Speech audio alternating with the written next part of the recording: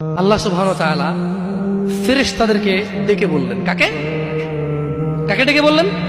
ফেরেশতাকে, যে হে ফেরেশতারা, আমার কোন বান্দা সে যদি গুনাহ করার ইচ্ছা করে, কি করার ইচ্ছা? তুমি লেখিও না।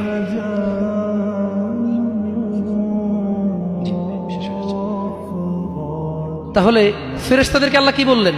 আমার কোনো বান্দা গুনাহ করার ইচ্ছা করলে তোমরা তা লেখিও না, যতক্ষণ পর্যন্ত সে না করে। যখন সে এই অপরাধ করে ফেলে তোমরা লেখিও, বাড়তি লেখিও না, যতটুকু করেছে অতটুকুই লিখবা। কিন্তু জানেন আল্লাহ আপনাকে কত ভালোবাসে? এই সেইম আল্লাহ ফেরেশতাদেরকে বললেন, শোনো, আমার কোনো বান্দা যদি কোনো ভালো কিছু করার নিয়ত করে সঙ্গে সঙ্গে নেকি লিখে ফেলো। সুবহান। আমার কোনো বান্দা যদি ভালো কিছু করার নিয়ত করে সঙ্গে সঙ্গে লিখে ফেলো। সে এই কাজটা করা পর্যন্ত অপেক্ষা করার দরকার?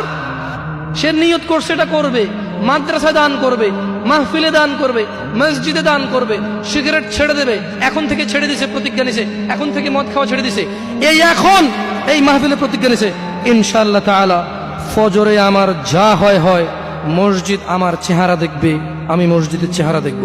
আল্লাহ বলছে যে ফেরেশতা লিখে ফেল, লিখে ফেল।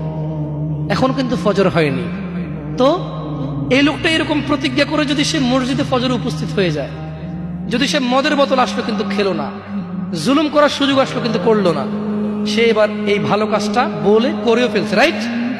আল্লাহ বলেন যে ফেরেশতা বাড়ায় লেখ, 10 থেকে 700 গুণ বাড়িয়ে দে।